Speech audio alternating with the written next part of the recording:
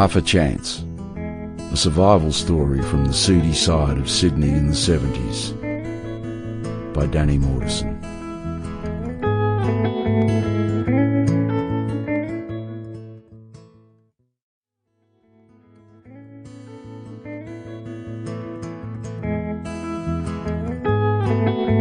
Chapter 1. He had the taste of dusty roads in his skin from the start.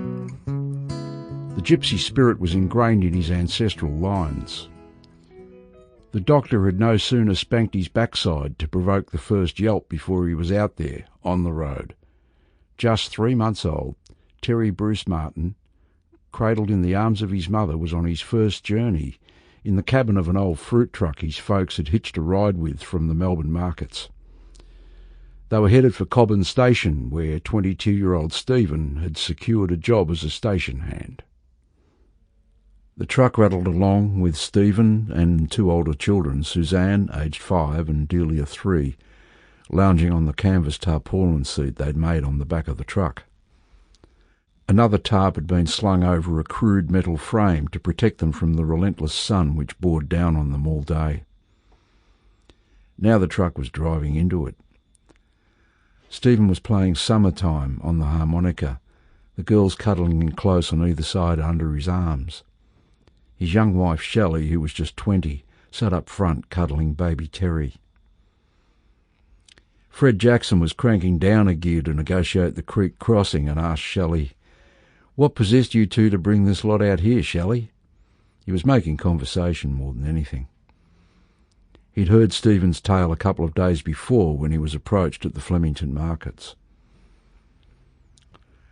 Stephen has done a bit of shearing over the past few years, but I was with the kids in Melbourne while he was away. This looks like a good job, though. There's a bit of everything. They have sheep and horses to care for, and I make a bit of money myself helping out with cooking and cleaning at the station.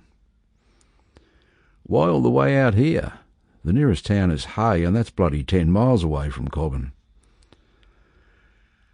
Shelley's thoughts took her to the last town they lived in. Healesville was only 5 miles away, and Stephen seemed to spend a lot of time away from home, spending their money on drink. She hated his attitude after he'd been drinking. He scared her, although to date he'd kept his hands to himself. The truck reeled over a hump as she continued, tightening her arm over the baby asleep in her lap. We were on a stud farm near Healesville for a few years. Sample complete. Ready to continue?